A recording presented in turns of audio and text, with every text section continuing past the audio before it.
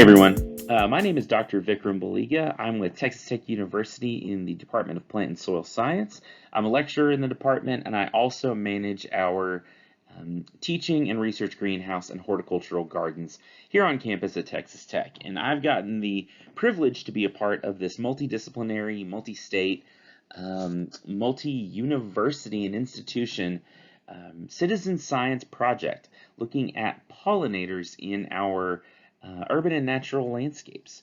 And so the others on the team have done a great job of preparing y'all for what to look for with the insects and good insect identification, the different types of pollinators that we are looking at in the study and that you might see out in the field as you make your observations.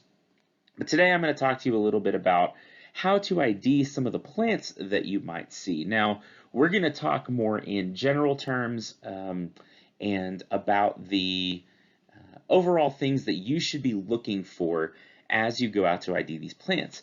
And really what I'm trying to prepare you to do is to search for your IDs more effectively. There are so many plants. I believe in 2020 we had more than 400 different species that were collected and identified and reported to us. So, obviously I don't have time to go through all of those with you right now, but I think I can give you some helpful tools and some tips and some tricks that'll help you nail down the right ID. So when you go to make your observations and tell us what you found, you can be pretty close or be right on with the things that you're seeing and the things that you're identifying. So let's start off by talking about pollinator plants. What is a pollinator plant? Well, honestly, almost everything with a flower can and generally is a pollinator plant. All that means is that it is attracting some kind of a creature that's going to come pick up the pollen for various reasons and deposit it on another plant. But when we talk about it in the terms of this project that we're doing, we're looking generally at plants that attract and help feed different types of insect pollinators. Globally, insects are the most important and ubiquitous pollinators just because of their diversity and their overall numbers.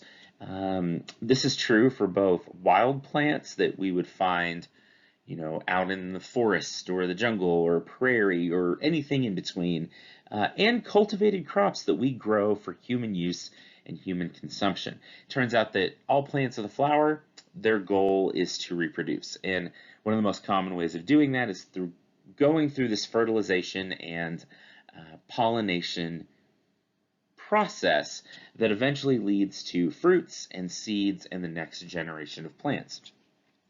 Generally, when we think of pollinators and pollinator plants, we're thinking of a mutualistic relationship between the two.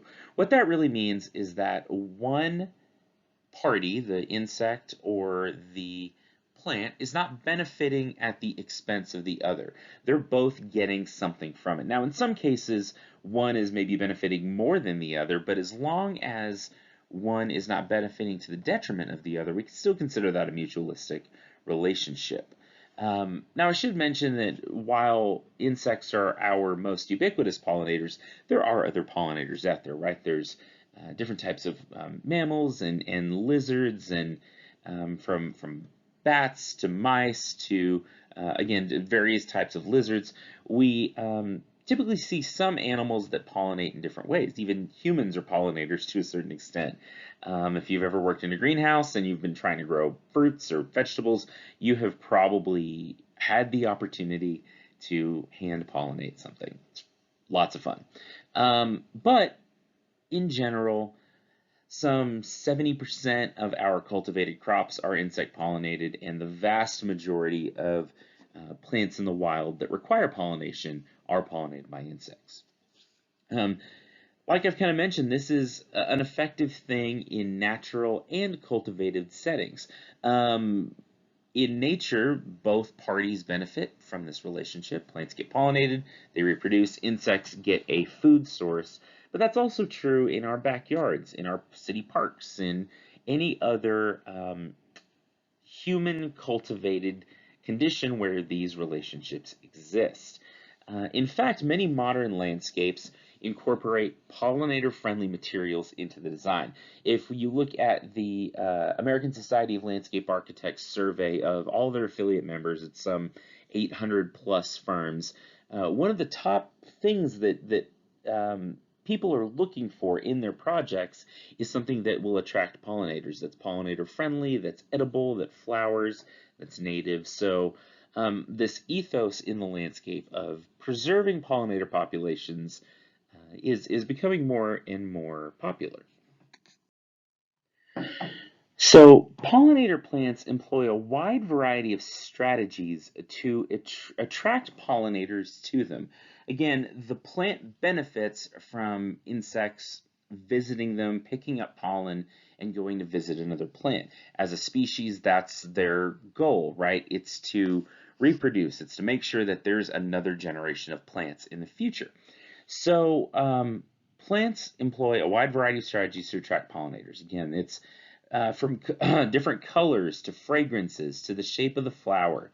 All of those things are typically specific to specific pollinators. Now, there are pollinating insects that are generalist. Honeybees, like what you see pictured here, tend to be fairly generalist. And if there is a plant with pollen, a plant with nectar, they're probably going to go visit it to a certain extent. A lot of butterflies are very generalistic too, although they do generally stick to flowers that produce nectar. Some plants produce volatile organic compounds, or VOCs, which are compounds produced that are released into the air by the plant. These can attract pollinators, again, by their fragrance. That's not necessarily just from the flower. It can be from the leaves or different structures on the plant, but it can attract those pollinators to them.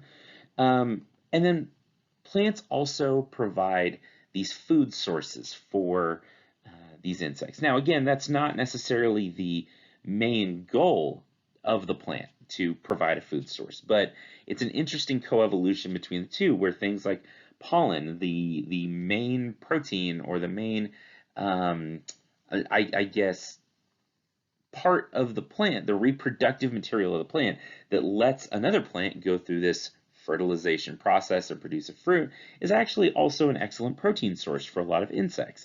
They are also attracted to the nectar that is produced sometimes down in the nectaries of the flower. It's sugar water, right? They're after carbohydrates. So a lot of times they can visit a single flower and obtain both carbohydrates for their diet and protein for their diet, which is good for them and it's good for their young as well. Some plants also provide a host material for different insects. A great example of this that I think we're all pretty familiar with is milkweed, right? Milkweed is a host plant for the monarch butterfly. The butterflies lay their eggs on this milkweed. As the caterpillars hatch, they eat pretty specifically milkweed. It helps them with some of their defenses against predators and things like that. It's their main food source. So a single plant can provide all of these different things, and it can use all these different strategies to get to its end goal, which is reproduction. So, we're talking about identification of these different plants. And so why do we bother? Is it just for the sake of our project? I mean, yes, obviously we want you all to get accurate IDs. That's great. We want to make sure that your IDs are good. And so the more time you can spend making sure they're right, obviously the better for us. But in a more general sense, we should always know what we're dealing with in the landscape. Now that could be, again, in the natural landscape or the urban landscape. We want to know what plant materials we're dealing with for a variety of reasons. From a human standpoint, we want to know what is the proper planting region? Should this plant be where I'm putting it? How can I care about that plant?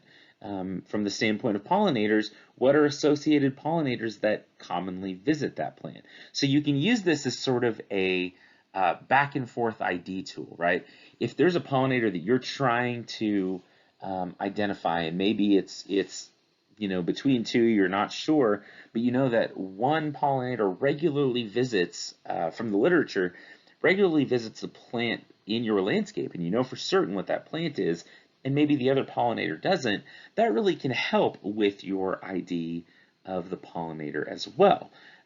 Also, when we talk about things like like safety of different plants in the landscape, it's usually a pretty good idea to know what's there and what we're dealing with. It also helps us be able to communicate more effectively. That's always a good thing.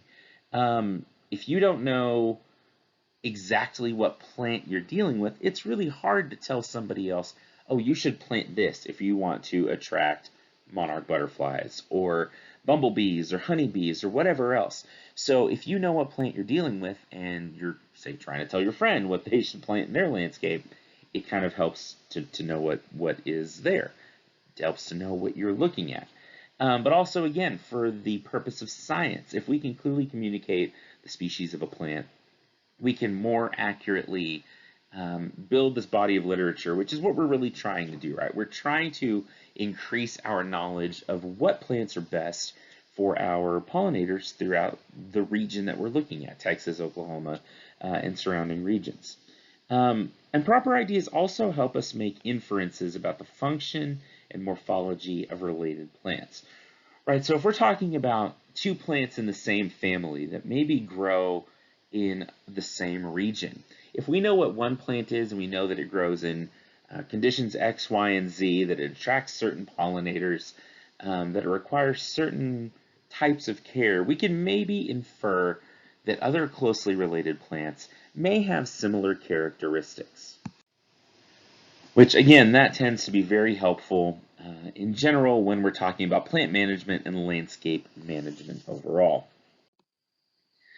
So getting into some general ID tips. Again, I'm not probably going to get too specific. Now, we will look at some of the top plants that we see pretty commonly in this study from previous years, especially from last year. But in general, I just want you to know some good rules of thumb and some different ways that you can go about narrowing down what you're looking at and coming up with an eventual ID.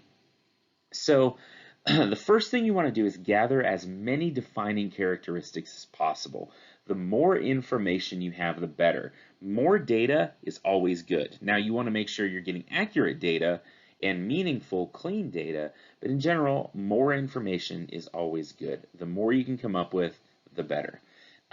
Get a good field guide. Now, this could be something physical that you carry around with you. I've got a couple of different field guides that actually sort of live in my truck. I've got one about wildflowers, one about other native plants and different things like that. I'm kind of old school in some ways with some of that. I like being able to look at a book. I like the feel of turning pages and that kind of thing. But I also, have a lot of information on here, and I have apps I can use on my cell phone and different online resources I can go to that help me in plant identification, especially if I'm out in the field.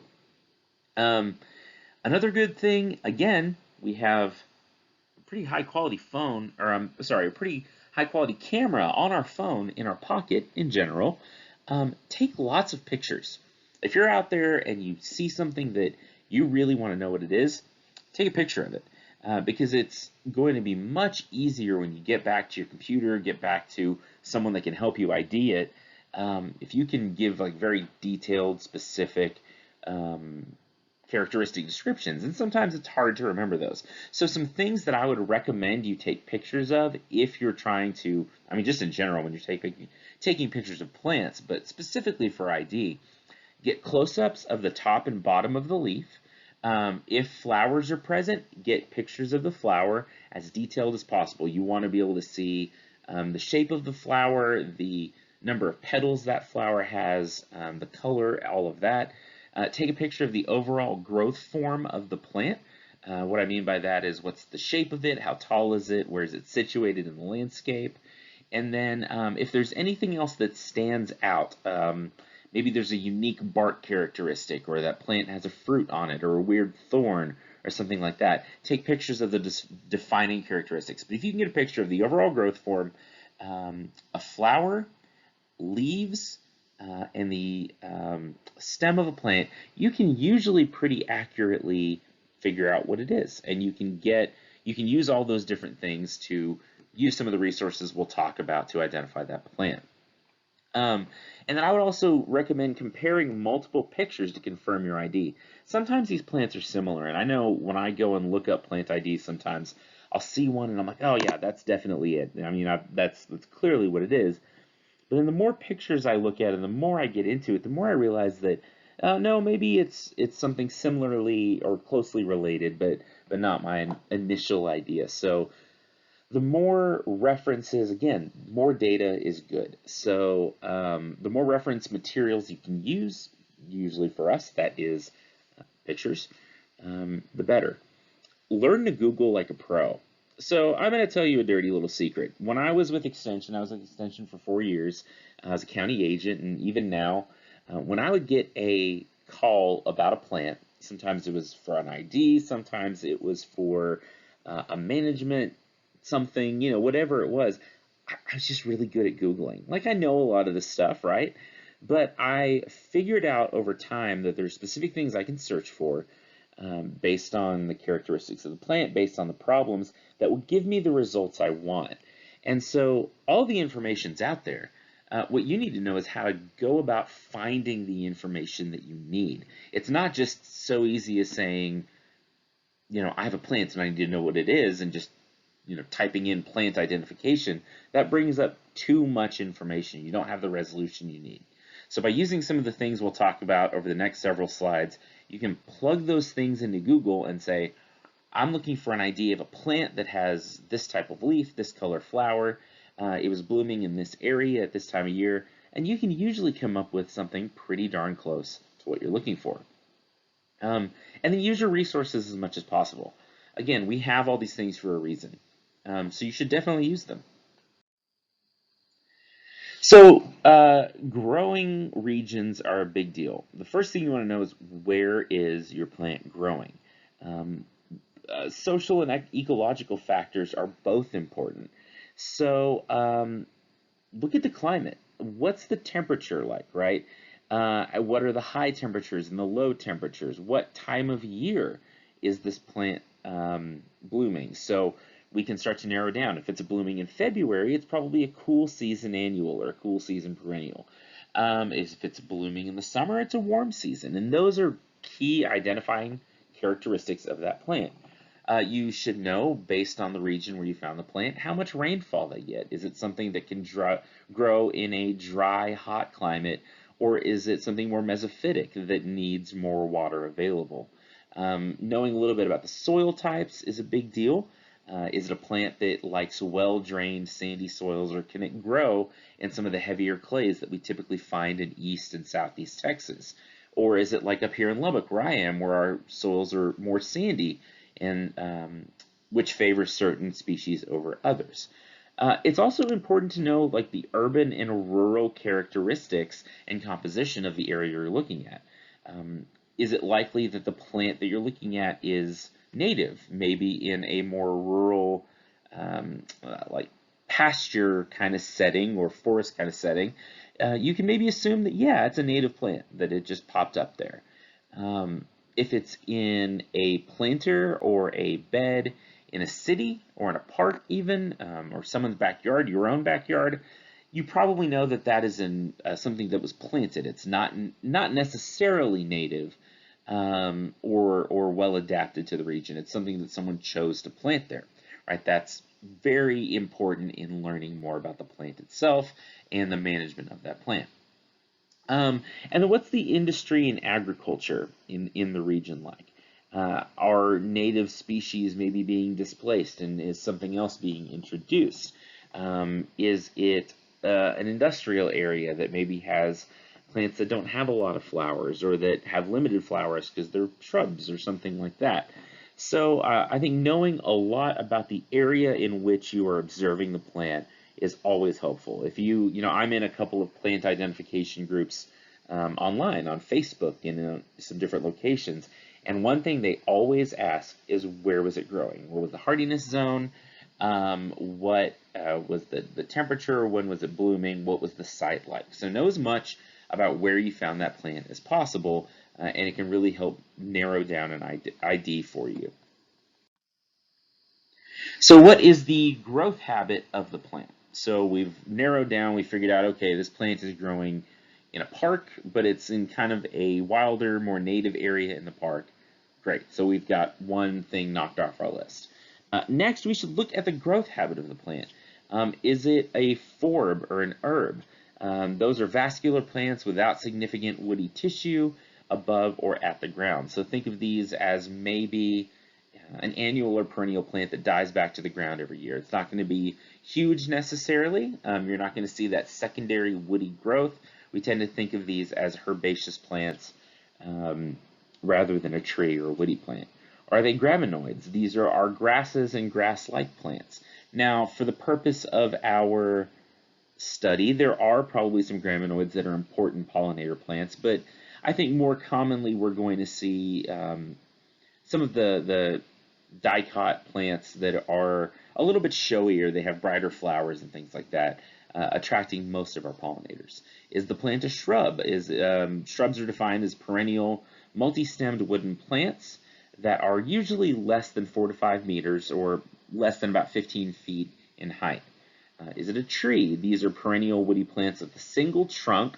I would say sometimes it can have 2 or 3 trunks. I would still consider some of those a tree as long as they're, maybe greater than 4 to 5 meters in height. Or is it a vine? Is it something with long stems that climbs or twines around something? Sometimes these are woody, sometimes these are herbaceous. It just depends. So knowing the growth habit of the plant is very important too. When you go and grab or get on one of these plant finders online, these are the types of questions they'll ask. What was the growth form of the plant? Where was it growing? And then what does the flower look like?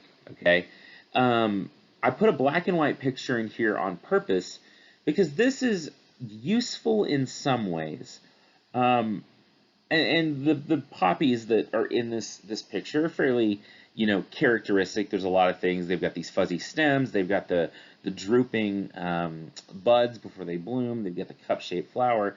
But it would be sure helpful to know what color these were, right? So these flowers are bright red. So that tells us a little bit about maybe what species of poppy it is, even if we can't drill down to that just from this black and white picture. So flowers are generally going to be your easiest tool for identification because they're so specific to a single species of plant. The things that you'll want to look for is petal numbers, petal shapes, petal colors. So that is describing just the overall appearance of those petals. What other structures are maybe on that flower? When we talk about the corolla, we're looking at what is the arrangement of petals on that flower. What's the overall shape of the flower? Do they have showy bracts, which are those leaf-like structures under the flower? Do they have no bracts at all? Are the corollas, say, maybe funnel-shaped?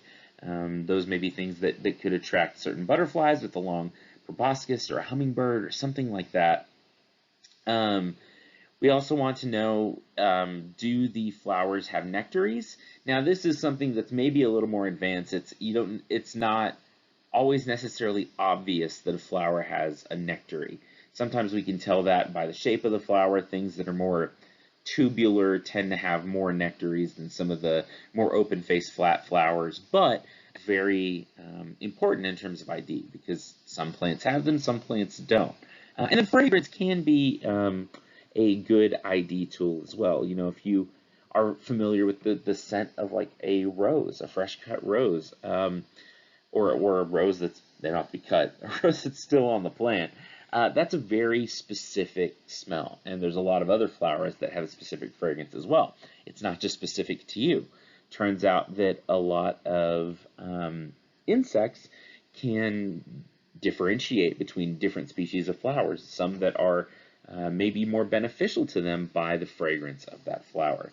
So all these things are helpful. Probably if we're looking at using an ID key or something online, you're probably going to be looking at these top few, right?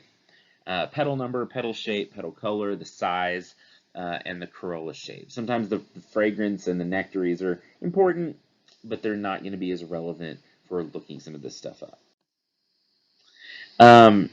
Leaves are not necessarily as easy a tool as flowers to use, but they're almost always present during the growing season. So even if that plant is not in bloom, it probably has leaves.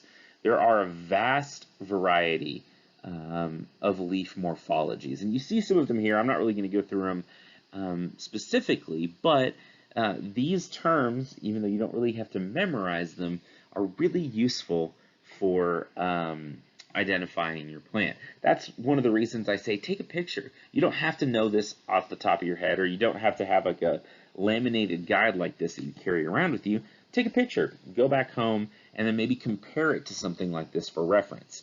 But the most commonly used characteristics are the overall shape of the leaf, the arrangement of those leaves on the stem, the margins of the leaf, so that's the outside edges of the leaf. You see that in this top right box here. And then the venation. How are the veins of the leaf arranged? Do they run down the middle of the leaf? Are they spread out like a net? Are they all starting at the base and fanning out like the palm of your hand? Those are all very characteristic of different species of plants. Stems can be kind of a last resort when we talk about identifying a plant. Sometimes stems look very similar from one to another. This can be more useful in woody plants sometimes because our woody plants tend to have bark, and bark is a little more unique sometimes than just a herbaceous, squishy stem. Because, yeah, they are sometimes fairly similar between species. Now, there are things that are useful when we talk about different types of stems in terms of identification. The shape of the stem is important. In this picture here on the right, this is a stem from the Lamiaceae family, which is the mint family. So this is important for us because a lot of the salvias and mints and things that are sages that are very common landscape plants and very important pollinator plants tend to be in this family. So if you see a plant and it has a square stem, and if you look at this picture, that's very square. You've got, really, like, I can't draw with apparently on the screen, but you've got very specific and right angles on it. And another way to do it, if you don't want to like bisect or transect the stem like is done here, let me erase this real quick. You can actually take that and roll it between your fingers. Now, don't necessarily pull it off the plant, but if you feel those four edges as you roll it between your fingers, you know that it's in the mint family. Internode length can be characteristic. The difference between the points of leaf attachment or stem attachment on or twig attachment on a given stem. The bark, if it's present or if it's available. Unique structures like hairs, thorns, prickles, a sap, a weird unique sap. Some of our plants like milkweed have a milky sap. That's actually why it's called that. It's like a latex sap. Or other things that are unique to a stem that if you look at it and you think, oh, that's kind of weird, maybe jot it down or take a picture of it. And then, is your stem hollow or solid? A lot of times our forbs and other herbaceous plants may have a hollow stem, which is also a defining characteristic of certain species. So as we start to wrap this up a little bit, I've still got quite a few slides. Some of them we'll go through again our top 10 list, but some different resources you can use. Field guides I mentioned before, both digital and physical, hardback or paperback or whatever. The USDA Plants database is great. This is a huge resource for plant identification. The Noble Foundation has a great plant image gallery that's searchable. You can find a lot of stuff there. The Rangeland Plants of Texas database is great. I've got to plug our Texas Tech Plant Resources database. It's a new resource that we're working on, myself and a couple of others, where we're cataloging common landscape plants in our area, putting in searchable functions, and eventually we'll have landscape tips and different things like that available. The Lady Bird Johnson Wildflower Center is great.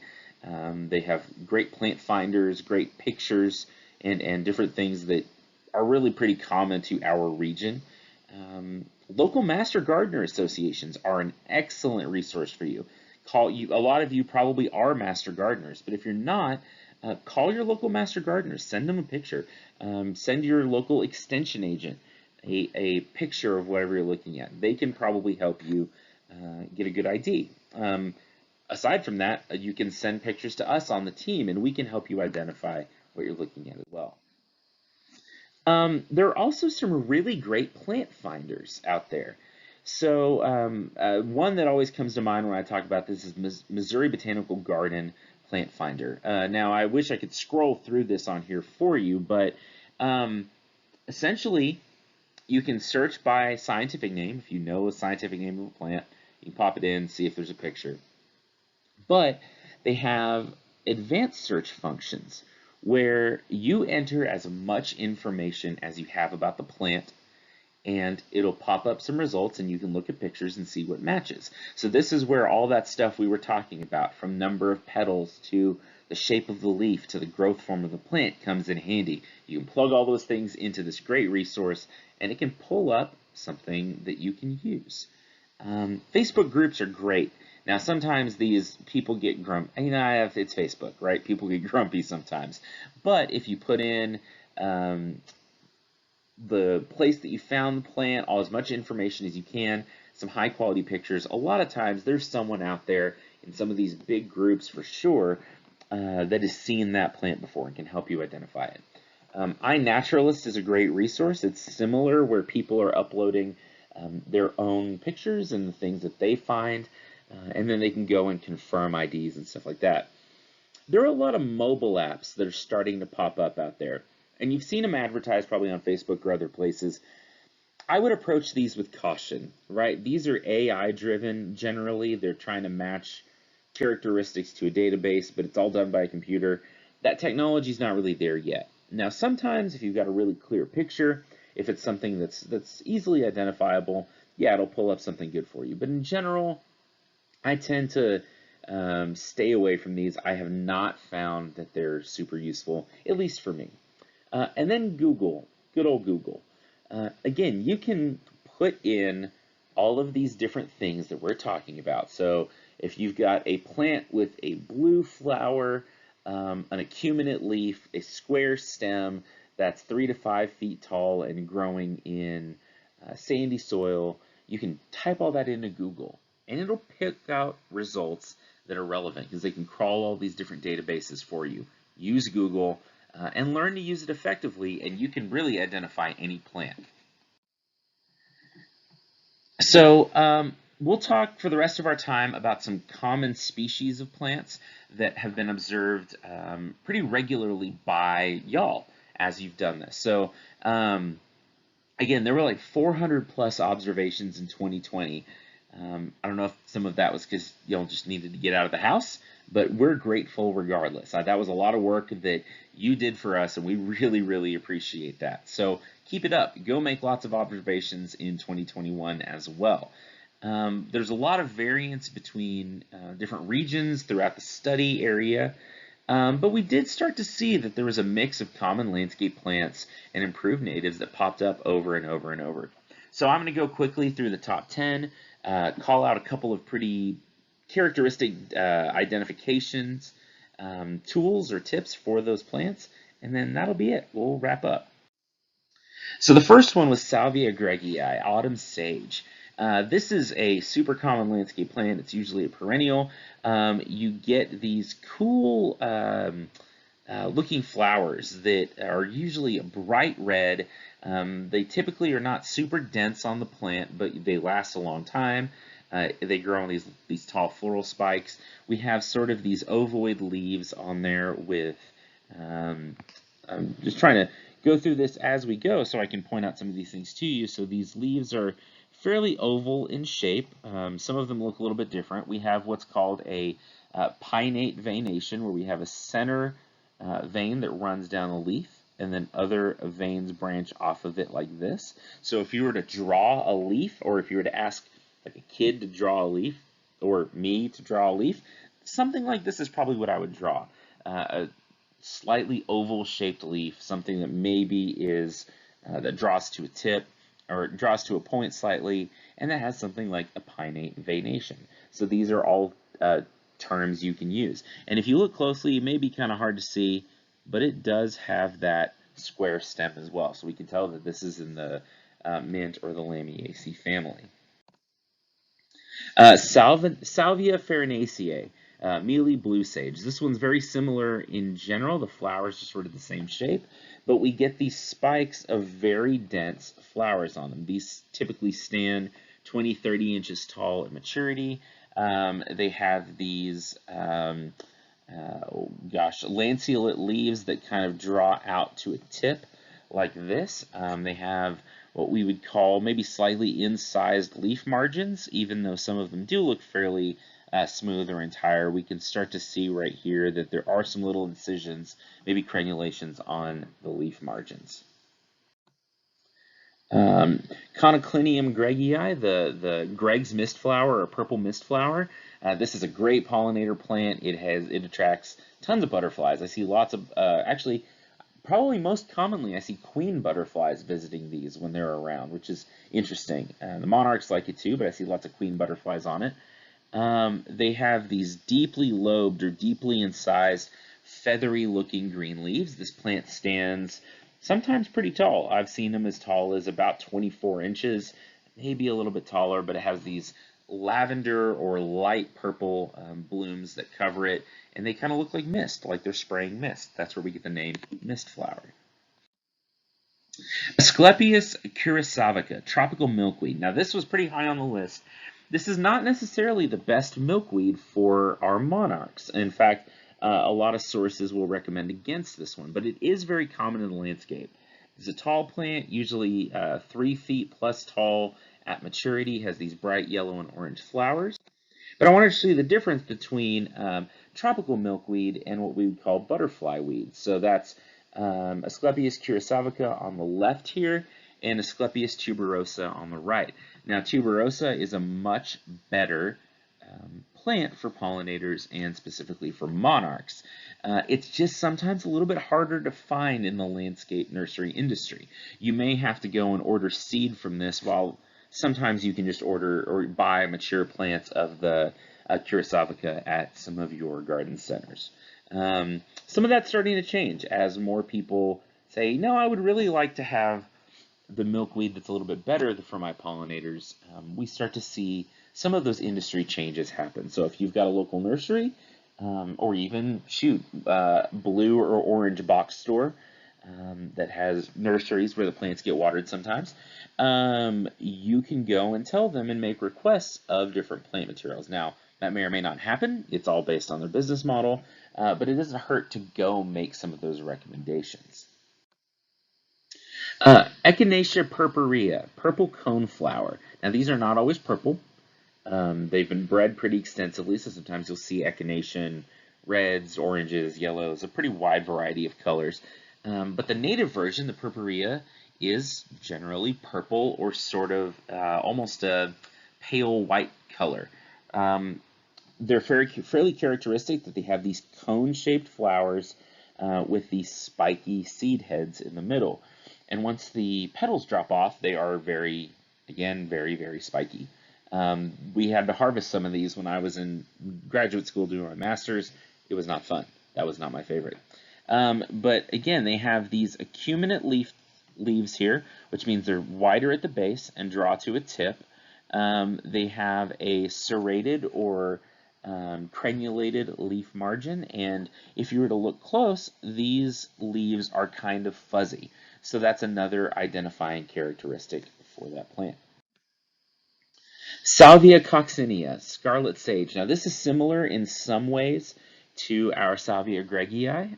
Again, it is in the same genus, so they're related in a lot of ways. The flowers are pretty similar. They tend to be arranged a little more densely on the stems than on the gregii. And we tend to have more of a deltoid shaped leaf, so they're more triangular in nature, like a delta, than the other one. And these tend to grow, I think, a little bit taller as well. Pavonia lacciopetala, I can never pronounce this one. The rock rose. This is a tall, sometimes kind of leggy plant that has these really pretty pink flowers, and they are excellent pollinator plants. A lot of I see actually Butterflies, sometimes moths even visiting these, especially like a sphinx moth. I've seen some visits on some of the ones that we have in our garden. Again, they're roughly either, I would almost call this cordate. It's almost a heart-shaped leaf. Now, there are some plants that are even more pronounced than this. Texas redbud is actually a great example. They have very, very heart-shaped leaves.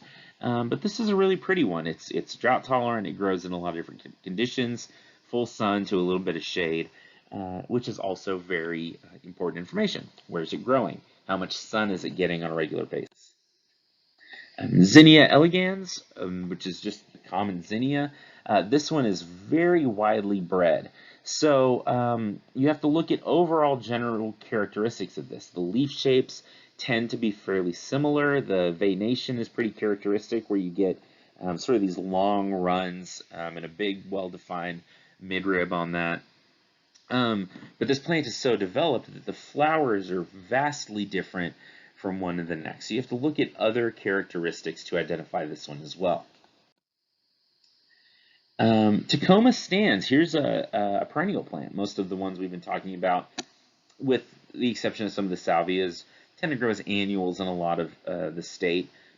Maybe not central South Texas, but certainly up here where I am, a lot of those do grow as annuals. Yellow bells are a beautiful small shrub, small to medium-sized shrub, and they put on these gorgeous trumpet-shaped yellow flowers. You may be looking at this and looking at the leaves with the compound leaves with the 5 leaflets, the serrated margins, and the trumpet-shaped flowers, and thinking, oh no, he's telling me to plant trumpet vine.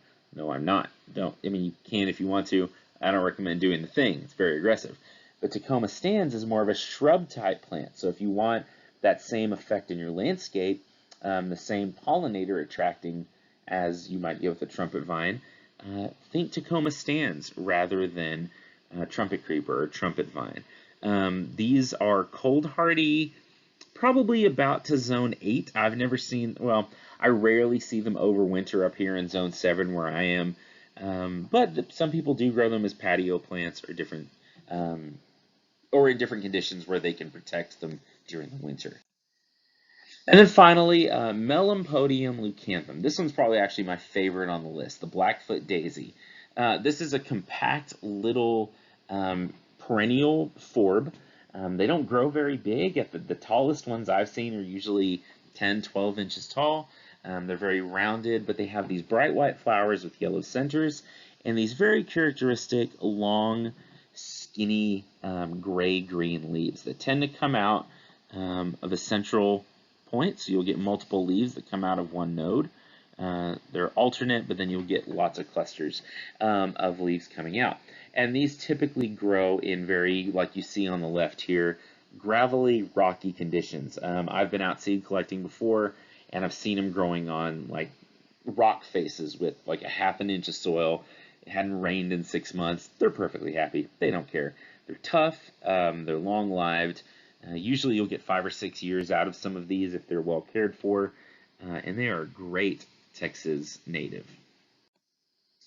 So in summary, good plant identification requires knowledge of the basic plant traits as well as the region in which they're found. You should rely on local experts to help with identification when you can, and technology. The internet is your friend, in this case, at least.